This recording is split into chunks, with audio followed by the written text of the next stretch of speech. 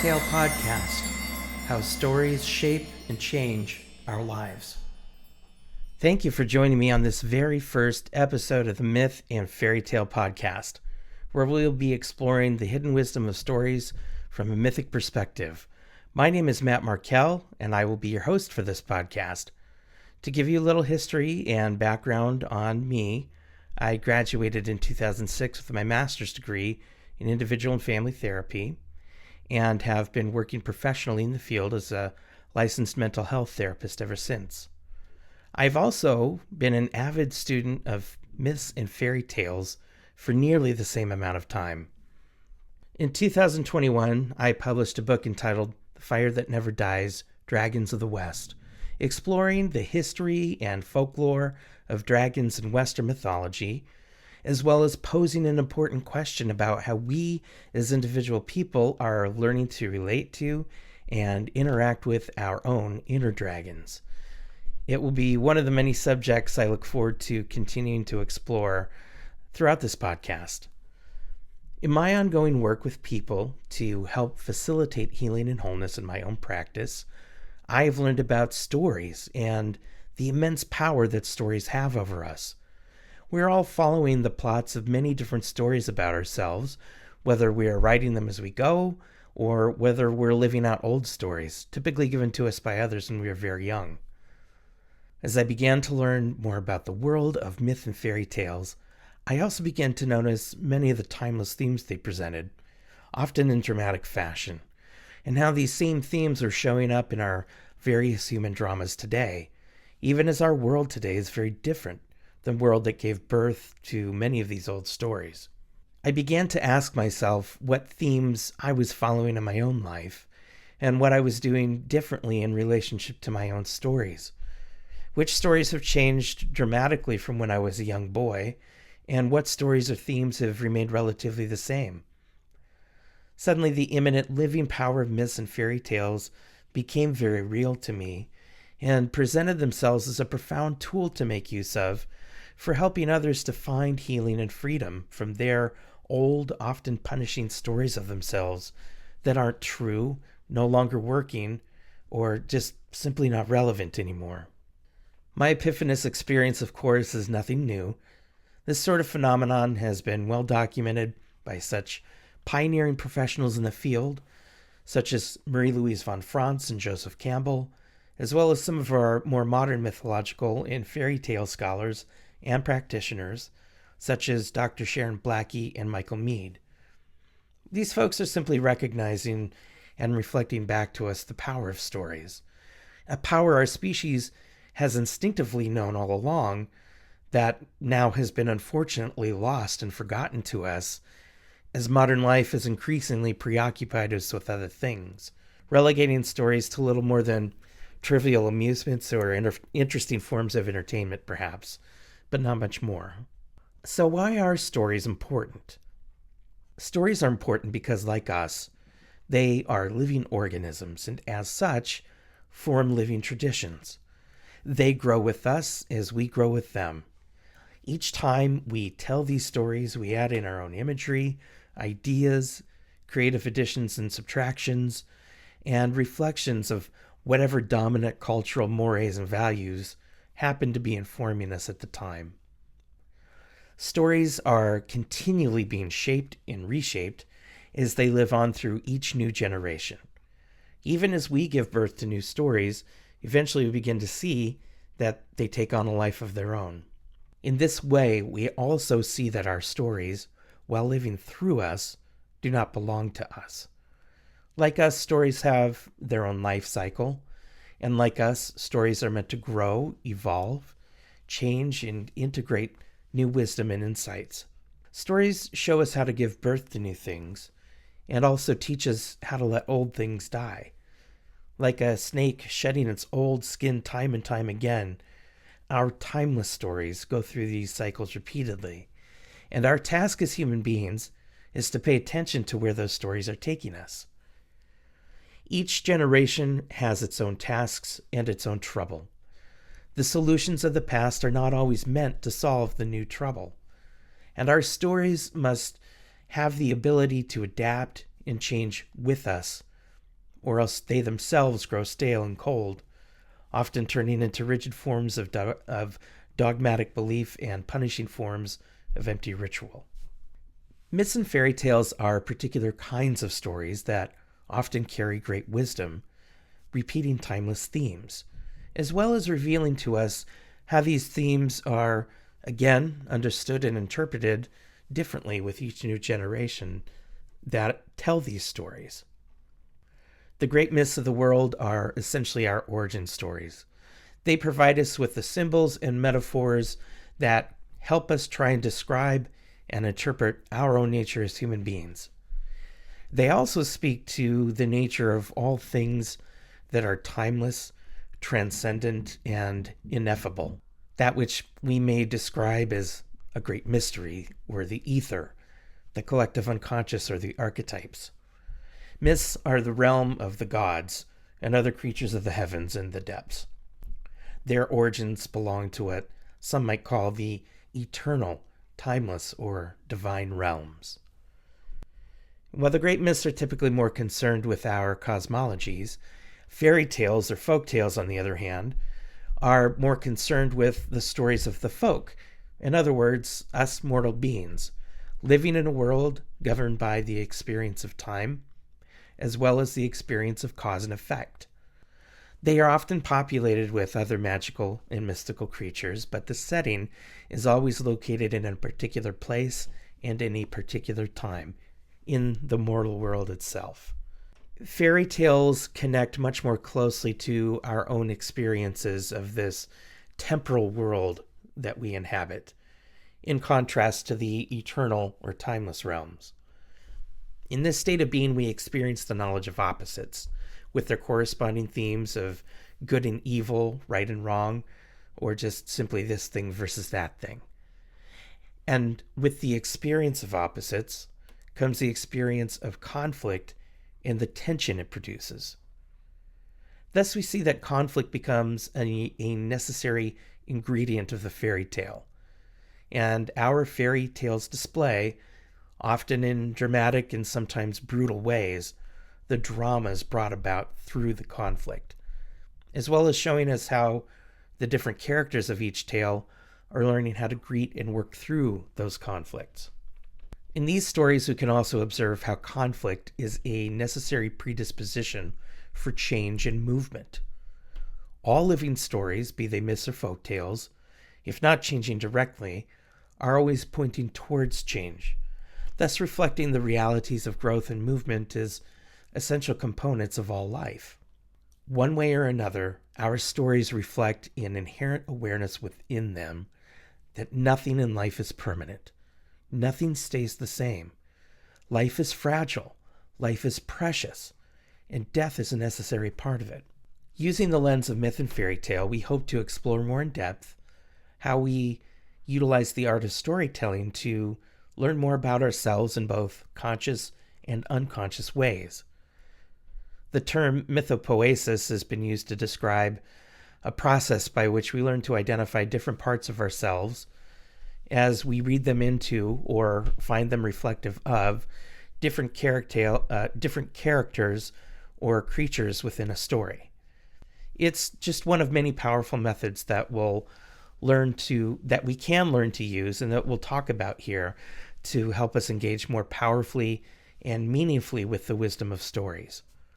As we become more aware of how we are writing our own stories, we also become aware of a curious paradoxical tension in the sense of feeling like our own stories are also writing us. In this curious symbiotic relationship we have with our own stories has something very important to teach us about the nature of many things, including the nature of relationship itself. Relationship is reciprocal. It has a back and forth. Relationship has motion and movement. Relationship has the ability to transform things. Relationship has dialogue. Relationship, boiled down to its most basic elements, is a combination of both habit plus time.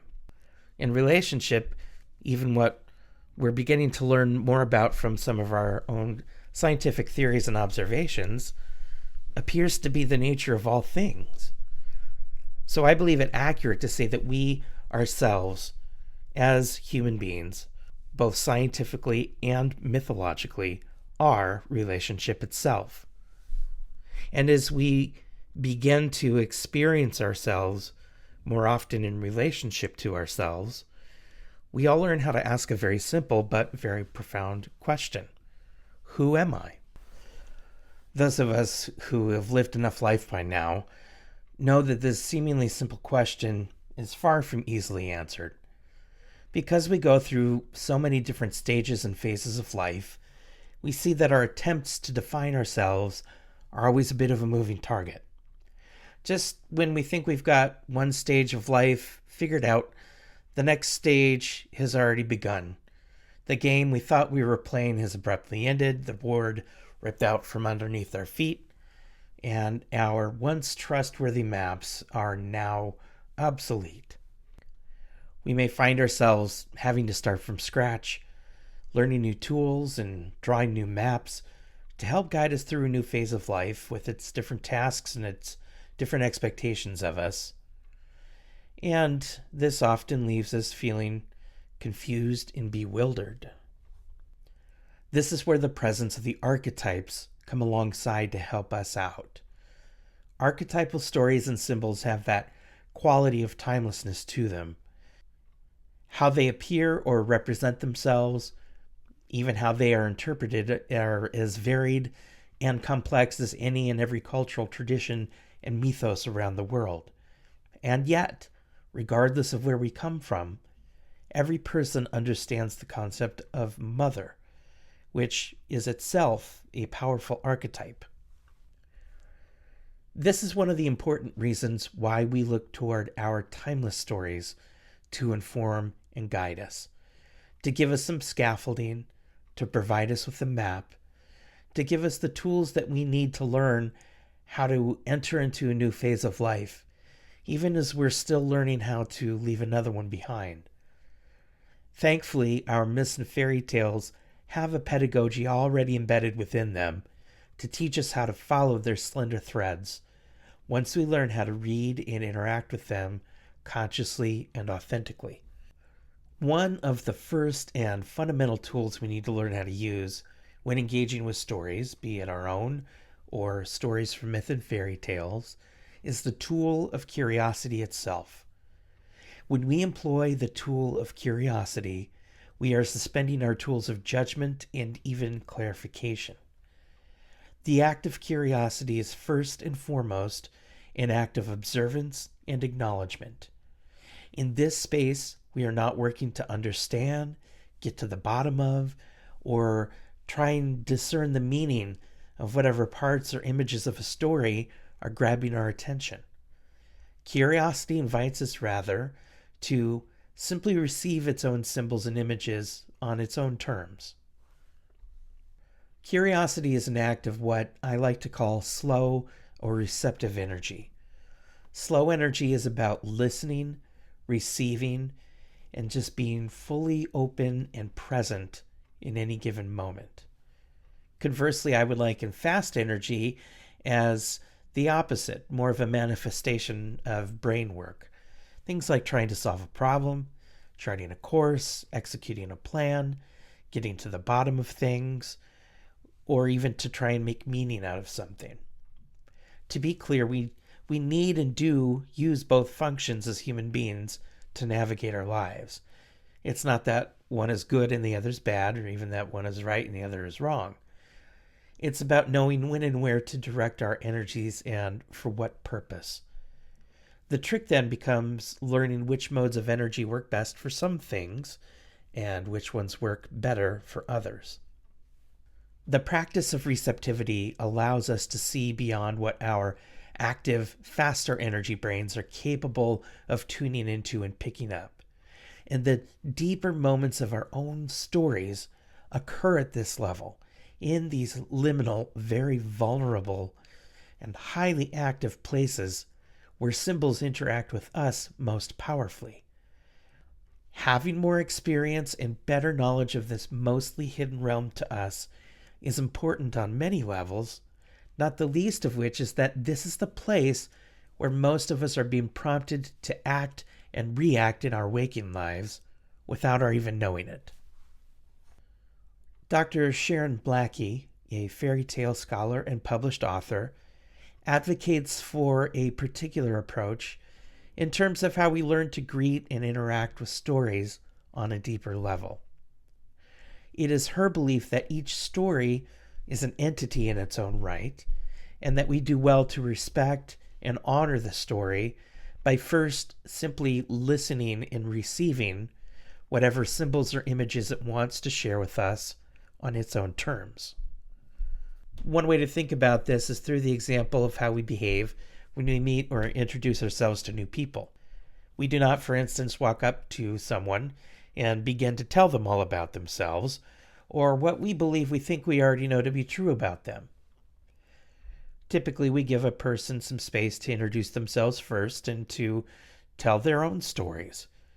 We may very well be carrying awareness of our own internal assumptions or even prejudgments, but most of us have the capacity to suspend those while we allow someone else to introduce themselves to us.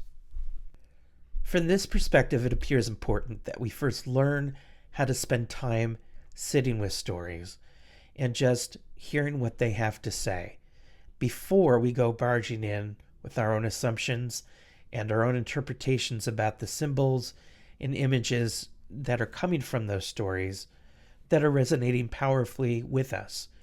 There is gold to be mined there for sure, but the receptive nature of curiosity teaches us the difference between receiving wisdom as a gift and taking or demanding it. This also has something to teach us about how to orient ourselves in relationship to our own different parts and different stories. If we do not learn how to approach stories, including our own, with these lenses of receptivity and curiosity, then we are missing the most important and vital living components. And failure to do so may mean that we continue to feel lost, detached, alone, and isolated, even within ourselves. For it is primarily through the vehicle of receptivity, our ability to listen, cultivate empathy, and practice compassion, that we learn how to love ourselves more fully, and in turn, have the capacity to love others to the same degree. When we choose to take something from ourselves rather than receive something when it comes to wisdom or images from our own stories, our orientation towards ourselves becomes one of dominance and control. Rather than simply listening to and receiving what the story has first to tell us on its own terms, we are more likely and more prone to interpret that story and its symbols through the lenses of our already embedded assumptions, expectations, and confirmation biases.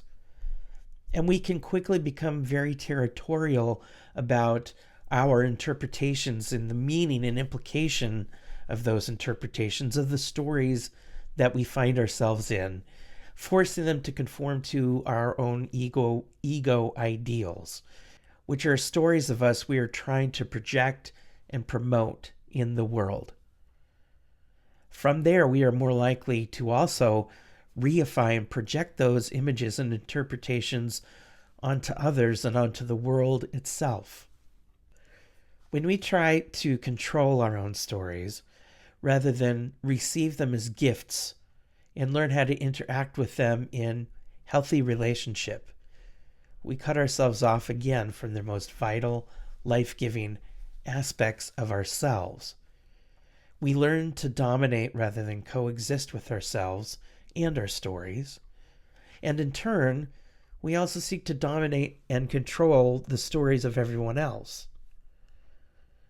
It is for this reason, amongst others, that I believe it's important for us to explore what I believe are some fundamental building blocks or scaffolding that can help us learn to orient ourselves towards our own stories, as well as stories that we encounter through myth and fairy tale. These first 6 episodes, of which this one is included, will be dedicated to doing just that. I do not consider these principles as being exhaustive in any way or above reproach, but I do believe they have something that is valuable that can help teach us how to orient ourselves towards our stories, but also to begin to help provide all of us with a shared language that we can use, not only to better connect with our own stories, but to be able to share our stories with each other, to more meaningfully connect with each other as well. 2 fundamental concepts that will repeatedly appear throughout this podcast are the phenomena of what I'm calling ego or waking consciousness and shadow consciousness or unconsciousness. Each realm has its own gifts and its own limitations, which is one of the reasons why they need each other. It's our task to help guide them as they learn how to coexist with each other and to help create a vital, living, balancing act within us. They are 2 sides of a vast and beautifully complex ecosystem, which is the human being. We will explore the themes of creation and destruction, wholeness and fragmentation, restoration, balance, healing, and ultimately reconciliation. We'll explore together how the dance of life itself is created and sustained by learning the art of balancing powerful opposites within ourselves, to put ourselves directly in the middle of all those different tensions produced by the opposites, but in a way that helps us to create and sustain healthy inner dialogue, conflict, and coexistence. Whereas otherwise, we would just be stuck in endless internal warfare with ourselves. Hopefully it becomes more apparent to us that our inner work is not simply for our own benefit, but for the benefit of the world. To ignore one side of that at the expense of the other is to create, in my opinion, a dangerous false dichotomy, which only leads to further fragmentation within ourselves, which in turn only produces further fragmentation in the world. What we do to and for ourselves is also what we learn to do to and for others. And if it's true that all wars begin in the human heart, then it follows that so does the potential for all peace and reconciliation. Again, when we choose to remain ignorant of our own stories, we do harm to ourselves, which in turn leads us to harming others. Unconscious stories become destructive left to themselves. They require our conscious, active, willing, vital participation with them in order for them to breathe new life back into us. It is also only through our conscious involvement with our own stories that our inherited myths and fairy tales come alive and can become vital wellsprings of knowledge, wisdom, purpose, even healing.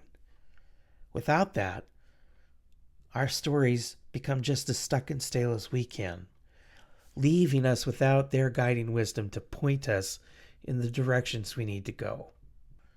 Again, when we act and react out of our own stories unconsciously, we do harm. We go to war. We oppress and enslave. We create rigid boundaries of who gets to be in or out of our accepted groups. We do this to each other, and we do it to ourselves.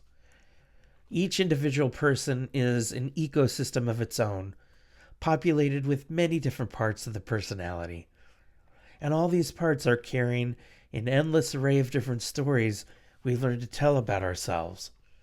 Most of our stories we remain unaware of, again, because they don't fit with our ideal versions of ourselves. As such, our neglect of them can leave them wounded, and if they've already arrived wounded, we continue to wound them further. I believe that one of our tasks in life is to bring healing and reconciliation to our own wounded inner stories and the corresponding parts of us that we have been neglecting.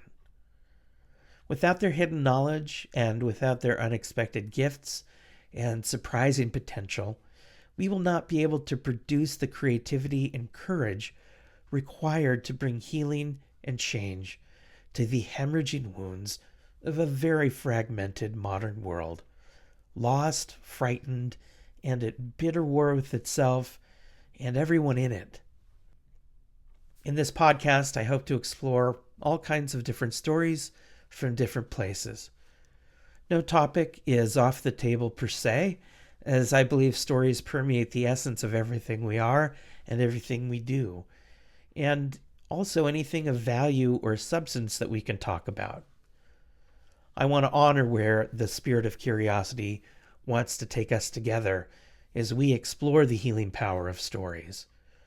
Where I have some professional expertise to provide and working with those stories from a healing or therapeutic perspective, I will acknowledge and offer freely. Conversely, in talking about other topics where I do not have these levels of expertise, I will also strive to acknowledge openly. Be it myself individually or in conversation with guests and friends of the podcast, together we will strive to honor the essence of the stories themselves, recognizing and respecting that each person can, and often will, have their own interpretations and insights about a story that is different from our own, and that there is plenty of room to accommodate that. Hopefully this serves also as a good reminder to us that there is almost never one right or wrong way to encounter or interpret different stories, which I believe is one of the wonderful gifts of the stories themselves. We get to see them, experience them, and receive wisdom from them that we can then share with each other, all the while remembering that our stories don't belong to us, as they are writing us as much as we are writing them. We get to be vessels at times for them, but we do not get to keep or own them. As we bring this episode to a close, I want to mention one more thing that I think is very important about the art of working with our own stories, and that is how they reintroduce us to the vitality and importance of play and creativity, something that most of us have lost when we left our childhoods behind. Our task is to learn how to play again as adults and remember that play is very serious business indeed. In order for us to learn how to love properly again, we need to remember how to play and reconnect to its value and its virtues. It's one of the principles I hope we strive to embody throughout the podcast. So I invite you to come join me on a journey and learn more about what your journey is all about as we together talk more in depth about our own journeys. So welcome once again to the Myth and Fairy Tale Podcast.